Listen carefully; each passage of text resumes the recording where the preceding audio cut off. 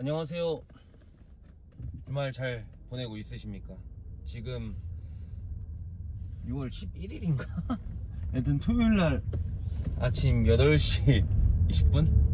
아직 요즘 아침잠이 거의 없어가지고 나이 먹어서 그런가 여기 저보다 연세 있으신 분들한테 죄송하지만은 여튼 뭐 아침잠이 거의 없습니다. 저 목요일날에 백신 맞았어요. 얀센 백신 맞았는데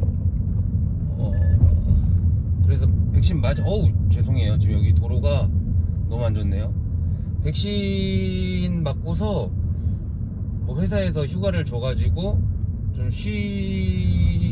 쉬었는데 맞으신 분들도 있으시겠지만은 생각보다 괜찮습니다.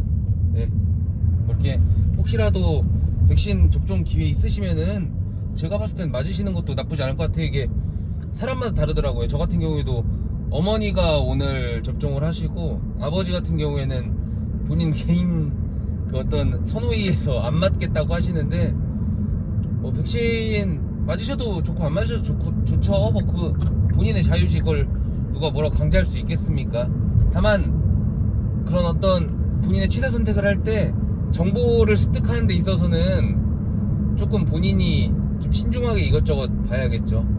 제가 왜 백신 얘기를 하냐면은 지금 오늘 드릴 말씀이 조금 다소 무거울 수도 있고 좀 건방진 이야기일 수도 있지만은 이 시점에서는 반드시 드려야 되기 때문에 영상을 이제 켰고, 사실 이번 주는 백신 핑계 대고 그냥 넘어가려고 했었거든요. 하고 싶은 얘기도 별로 없고. 근데 이 시점에서 얘기하지 않으면은 나중에는 더 큰 혼란을 야기할 수도 있을 것 같아서 제 기준으로는 오늘쯤은 얘기하겠다 판단했고, 뭐 제가 엄청나게 영향력이 있는 사람은 아니지만은 지금 저랑 같은 그 목표를 바라보고 계신 분들이 그래도 동료분들이 계시고 그분들이랑 일주일에 한 번씩은 정보 공유를 한다는 차원에서 제가 영상을 올린다고 약속을 했기 때문에 그 약속을 지키는 측면에 있어서 영상을 올리고 있고, 뭐 이슈가 되는 부분을 피해가려면 피해갈 수도 있고 그냥 뭐 얘기 안 할 수도 있어요. 근데 제 성격상 저는 그렇게 잘 못합니다. 네, 아팠을 때는 잘 몰랐는데, 그러니까 백신 맞고 골고루 걸었을 때는 좀 피해보려고 했는데 제 성격상 정면 돌파가 성격이라서 제가 알고 있는 부분 말씀드리고 그거에 대해서 좀 제 생각도 좀 말씀드리려고 합니다. 두산 인프라코어 이제 인적 분할 전 거래 정지가 이제 얼마 안 남았는데, 최근에 이제 이슈가 가장 컸던 게 의제 배당 소득 관련해 가지고 세금 내는 부분에 대해서 이슈가 많았는데, 뭐 이야기가 많습니다. 제 저번 영상에도 뭐 사람들이 정말 많이 물어보셨고 저는 모른다고 했습니다. 그 당시엔 정말 몰랐어요. 그리고 몰랐고 별로 관심도 없었었고, 다른 한 분이 이렇게 알아보시고서 신영증권 아시는 분 있다고 해서 얘기해 주시면서 세금 없다고 또 얘기해 주셔가지고 감사하게 생각해서 그렇게 알고 있다. 죄송해요. 지금 도로가 너무 안 좋아가지고 좀 왼쪽으로 빠져야겠다. 잠깐만요. 죄송합니다. 좀 오늘 지방 쪽 갈 일이 있어가지고 지금 이천 쪽인데 도로가 공사를 해서 그런가 굉장히 안 좋네요. 잠시만요. 이거 보시는 분들 멀미나시겠는데요? 왜냐면 저는 운전하는 사람이랑 상관없는데 영상이 엄청 흔들리면은 보시는 분들은 네, 지금 좀 괜찮죠? 네, 의제배당 계속 얘기하자면은, 그래서 저는 신경도 안 썼고 뭐 관심도 없었고 사람들이 물어보는 거를 모르니까 모른다고 했는데, 저도 이제 조금 궁금했었고 성격상 찝찝한 거는 그냥 넘어갈 수가 없어가지고, 물론 이제 그 이야기 나오는 것 중에서 좀 상식과 통념의 개념에서 이해가 안 되는 것들이 많아가지고, 뭐 예를 들어서 만약에 세금을 매긴다고 하더라도 내가 어떻게 보면 이득을 본 부분에서 내가 이제 비용 부분을 차감하는 건데, 그 비용이 개개인 주주들의 평단가라는 말이 되게 의아했었고, 하여튼 많은 부분이 의아해서 제가 알아볼 수 있는 방법으로는 최대한 알아봤습니다. 두산인프라코어 IR 담당이랑 전화를 한 4-5번은 했나? 하여튼 꽤 많이 했고요. 그리고 제가 알고 있는 세무사 두 분이랑도 간단하게 이야기를 했는데, 그분들은 뭐 이제 주식 관련이나 뭐 이쪽 관련 전문 세무사는 아니시니까 제가 많은 것을 여쭤볼 수는 없었고, 그냥 그 의제배당의 개념과 만약에 이 세금이 발생했을 때 내가 절세할 수 있는 방법에 대해서 좀 여쭤봤었고, 그리고 제가 이제 그 증권회사로 사용하고 있는 키움증권에 문의를 해서 이번 사례에 대해서, 그리고 이전에 그 두산엔진의 이적 분할 사례에 대해서 어떻게 진행됐는지를 좀 물어봤었고, 여튼 시간을 좀 많이 할애해서 여기저기 알아봤습니다. 그런데 지금 제가 뭐 이야기를 하기 전에 먼저 좀 사전에 말씀을 드릴 게, 제가 하는 말이 무슨 말을 하던 간에 여러분들은, 들으시는 분들은 비판적으로 항상 사고하셔야 됩니다. 그러니까 제 말 그대로 받아들이지 마시고, 그 영상 보시는 분들이 파악할 수 있는 범위나 한도 안에서 계속 알아보시고 확인하셔야 됩니다. 그 전문 세무사한테 상담을 하든지 저처럼 IR 담당이랑 통화를 하시든지, 여튼 본인이 의문이 확신이 될 수 있는 한도까지는 알아보셔야 돼요. 이게 저희 주식할 때랑도 좀 비슷하게 연관이 되는데, 얼마 전에 이제 그분은 절대 저한테 일부러 기분 나쁘게 하려고 그러신 건 아니겠지만은, 저한테 두산인프라코 같은 종목 있으면 하나만 알려달라고 하시는 분이 있었어요.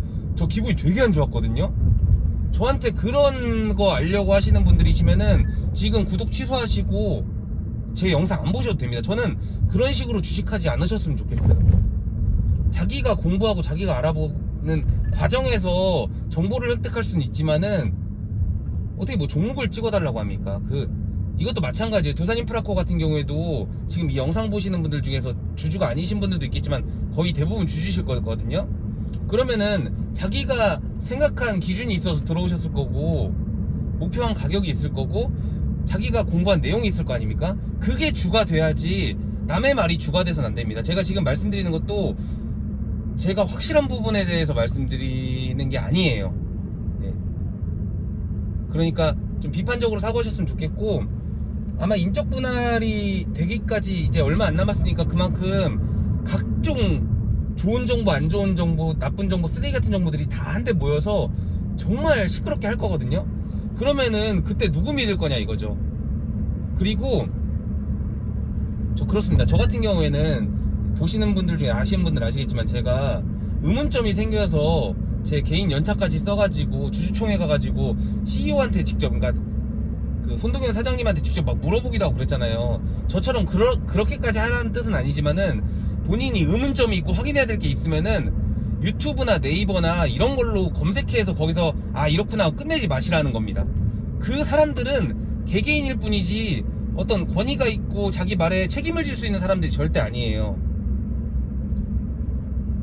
예, 이렇게 말 들으셨을 때 기분 되게 나쁘실 수도 있지만은, 요즘 너무 쉽게 물어보세요. 인터넷이다 보니까 그냥 쉽게 물어보시고 쉽게 수용하시고 그렇게 정보를 업데이트 하시면 안 된다는 말씀 드리는 겁니다. 저 같은 경우에도 이 사실 하나를 확인하기 위해서, 물론 제가 확인한 사실이 정답이 아닐 가능성도 많아요.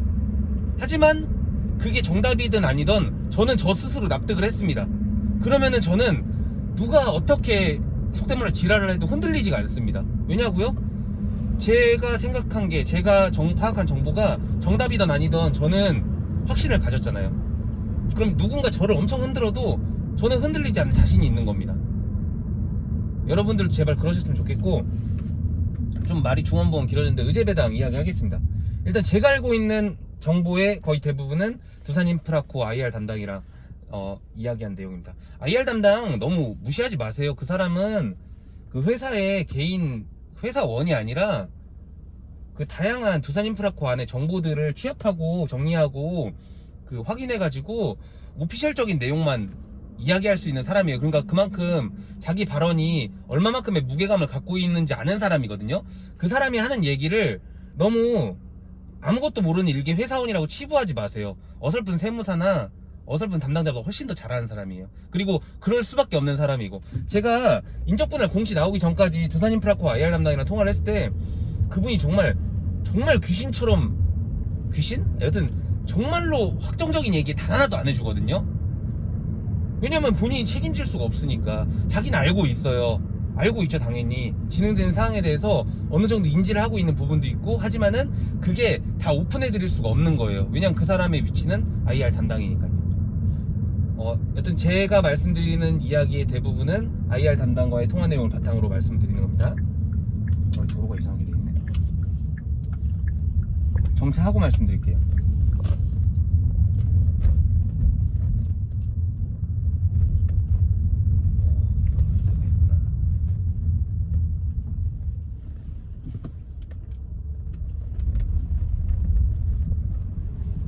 죄송합니다.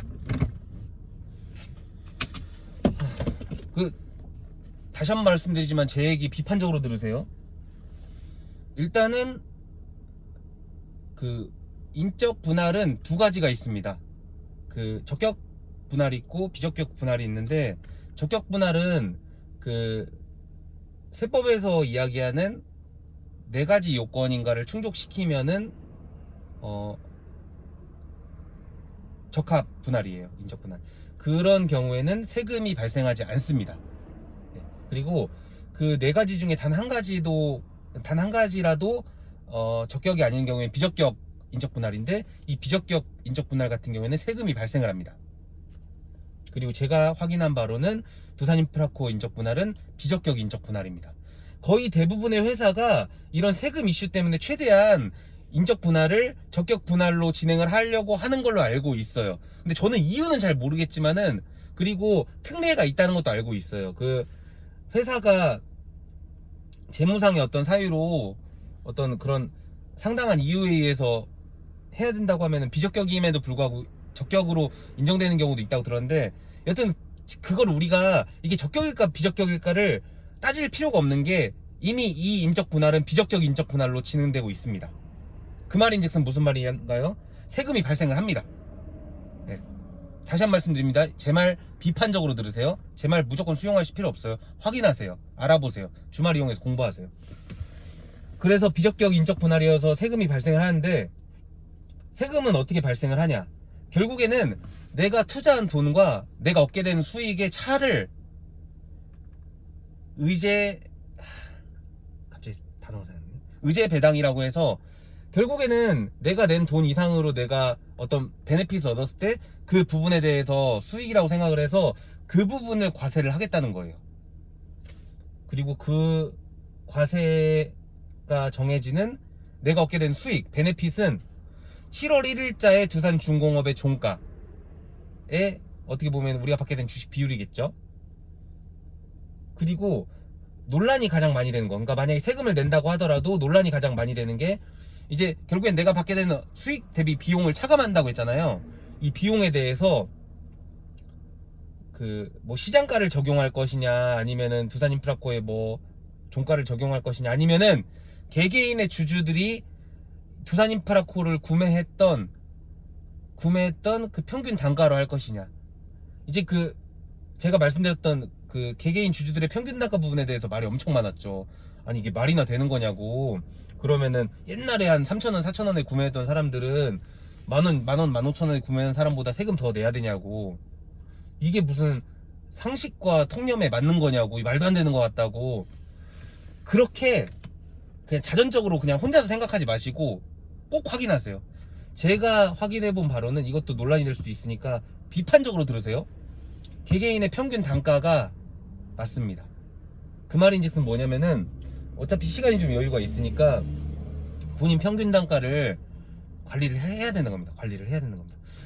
추가 매수를 해도 되고 팔았다 사도 되고. 그러니까 저도 이거를 알아보기 전에 세금을 좀 덜 내기 위해서 내가 가지고 있는 주식을 팔았다 산다? 이거 무슨 누가 보더라도 공매도가 물량 빼기 위해서 약간 거짓 정보 만드는 것 같잖아요. 전 믿고 싶지 않았거든요. 그리고 세금이 무슨 말도 안 되게 이렇게 나와라고 생각을 했어요. 형평성에 어긋나지 않으니까 공평하지 않잖아요.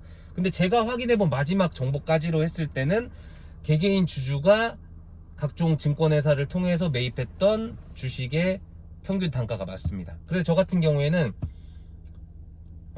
제가 원래 평단이 8,000원이었는데 얼마 전에 한번 좀 크게 떨어졌을 때, 그때 고민하다가 한번 일괄 매도, 일괄 매수해서 주식 수는 조금 손해보긴 했지만은 그냥 큰 차이 없이. 제가 이 영상을 올리는 거를 진짜 고민을 많이 했어요. 그리고 제 주변 지인들한테도 많이 물어봤어요. 뭐, 그러니까 아무한테는 물어보지 않고 제가 믿을 만한 사람들한테.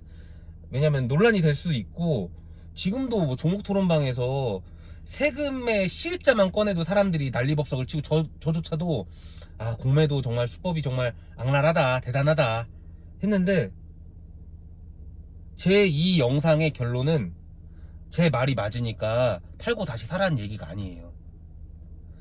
이런 부분에 대해서 단순하게 누가 그랬으니까 그러자고 넘어가자는 게 아니라, 본인들이 한 줄을 샀으면은 15,000원이거든요 100줄을 샀으면은 150만원이고, 만 줄을 샀으면 1억 5천이에요 그러면 본인한테 있어서 엄청 큰 돈이잖아요.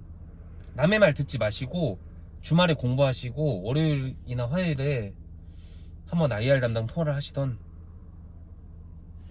본인 아는 세무사 있으시면, 아니면은 세무사무소에 한번 상담을 하시던 해서 확인을 해보세요. 그리고 세금이 아예 안 나온다는 얘기는 모르겠어요. 일단은 이 두산인프라코의 분할이 적격 분할인지 비적격 분할인지를 그것부터 확인하세요.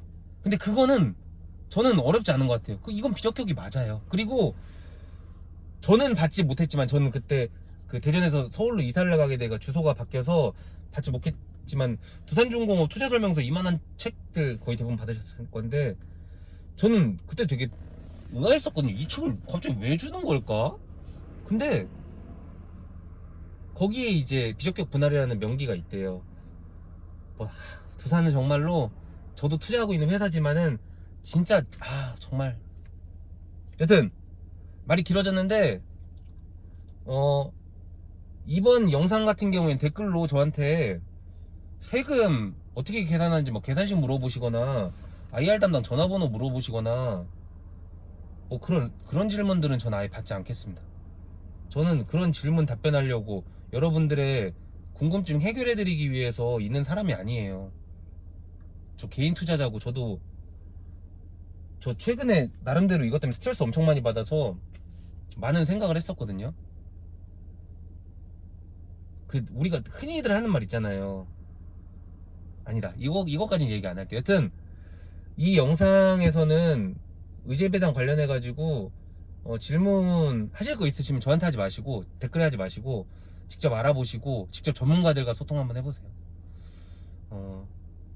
인터넷에서 나오는 정보, 심지어 제 입에서 나오는 정보조차 무조건 비판적으로 들으십시오. 그리고 본인의 돈이 100원이라도 들어갔으면은 좀 시간 좀 많이 써서 스트레스 받아서 공부하세요. 그래야지 막 흔들리고 정신 없을 때 더 확신 생기는 겁니다. 오늘 제가 좀 세게 얘기했는데